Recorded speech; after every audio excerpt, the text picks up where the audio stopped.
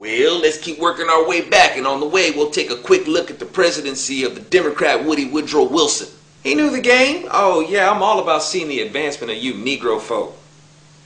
There he was, out there courting the black vote. Woody with a courting heated ride, Crambone.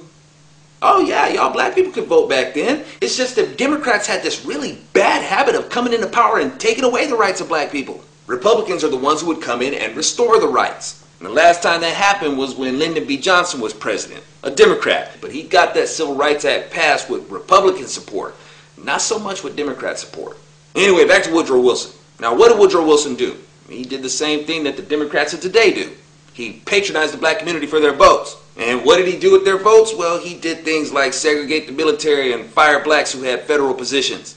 And to add insult to injury, he hosted the showing of the pro-KKK movie Birth of a Nation in the White House. Now, even though black people typically voted Republican back then, they got suckered into voting Democrat. Now, before Woodrow Wilson, you had the Republican president Teddy Roosevelt, or he called his party the Bull Moose Party. He was still a Republican though. Teddy Roosevelt was digging Booker T. Washington, who was also a Republican. Teddy and Booker T kicking it at the White House. Bullet. Teddy Roosevelt, a Republican, invites blacks in. Woodrow Wilson, a Democrat, kicks blacks out. Yet black people today say we love them Democrats.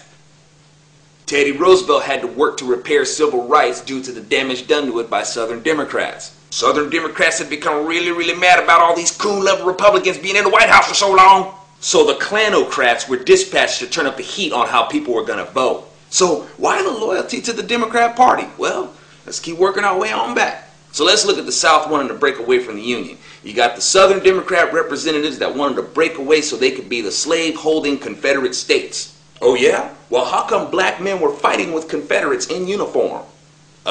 Because they had to? They had to be in uniform, y'all, because the Confederate military didn't want to mistake them for runaway slaves with guns and shoot them.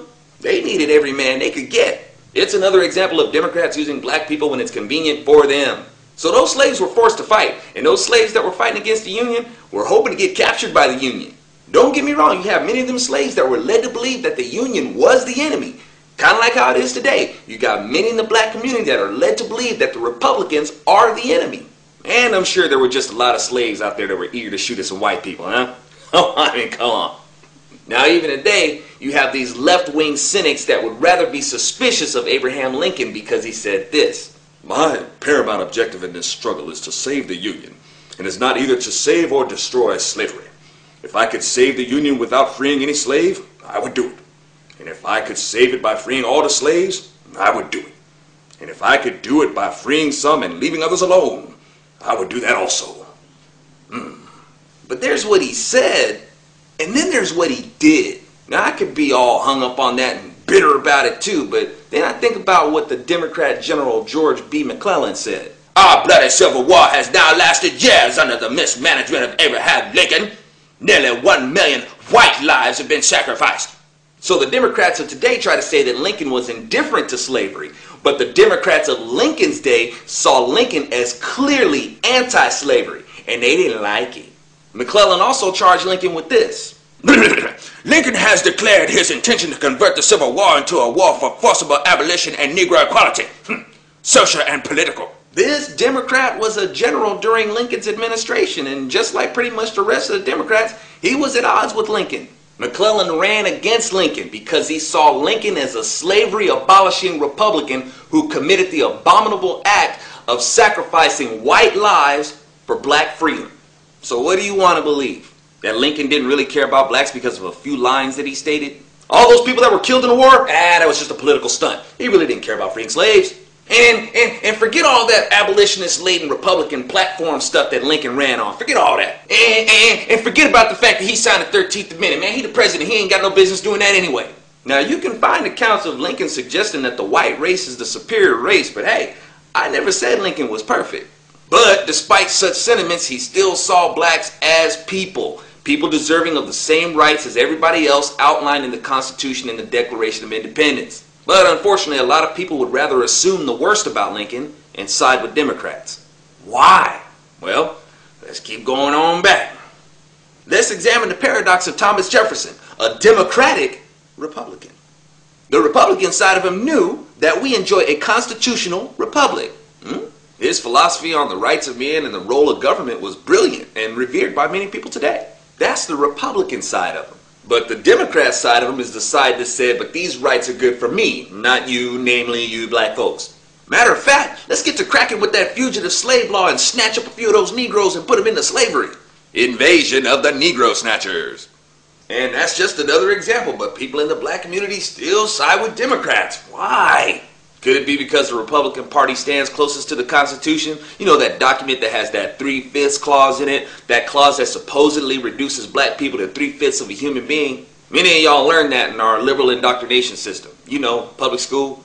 And this is a prime example of how race-baiting liberals are masters at suckering the black community to keep voting for Democrats. To make the far-reaching accusation that the Constitution refers to black people as 3/5 of a human being and to get people to believe it is like amazing. Hey, let's take a look at how Article 1, Section 2, Clause 3 of the U.S. Constitution reads.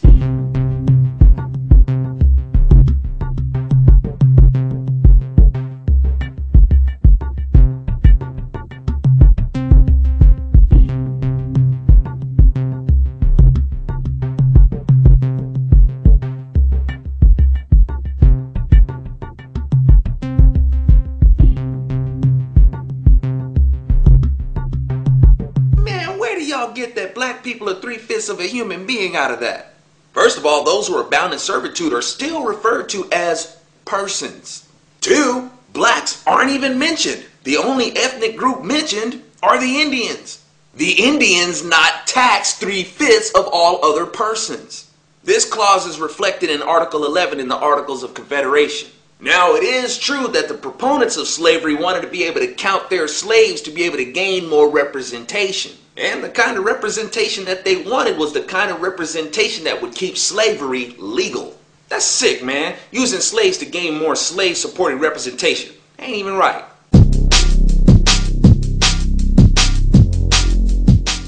The anti-slavery founders laid down a 3/5 clause to protect the slaves. See, the pro-slavery founders considered slaves property, not people. But they considered them people when it came time to get more representation. And the anti-slavery founders are like, man, you can't be selective about when they're people. So yeah, there were founding fathers that thought that slavery was okay and that blacks were less than human. Those would be your patriarchs of the Democrat Party. And those who opposed slavery were the patriarchs of the Republican Party. So I gotta tell y'all, I really don't see what the 3/5 clause in the Constitution has to do with slaves or a person's worth. But to me, it's making a clear distinction of how Indians will be excluded from being counted. Meaning if they wanted to count an Indian in their state, that Indian had to be taxed at least 3/5 of what everybody else was paying. There had to be some sort of criteria put on the Indians so the pro-slavery folks wouldn't try to count all of them. Anyway, that's my take on it. You can get mad all you want. Now look, y'all. We know that white people have done rotten things to black folks. And not only that, they made it illegal to do rotten things to black folks. But check this out. They were Democrats. So how is it today that the majority of the black community are still loyal Democrat voters? Because for the last 50 plus years, the Democrats have had control over the entertainment industry, the media, and the educational system.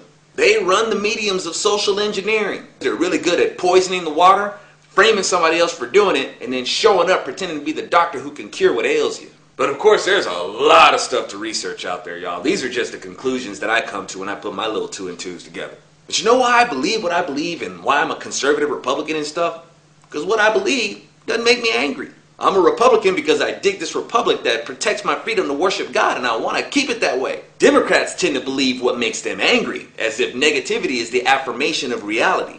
And a big part of why they are Democrats is because they hate Republicans. I can hear the Democrats now, you know, you're not telling the whole story.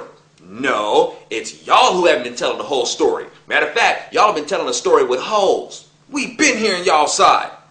Now we're telling our side.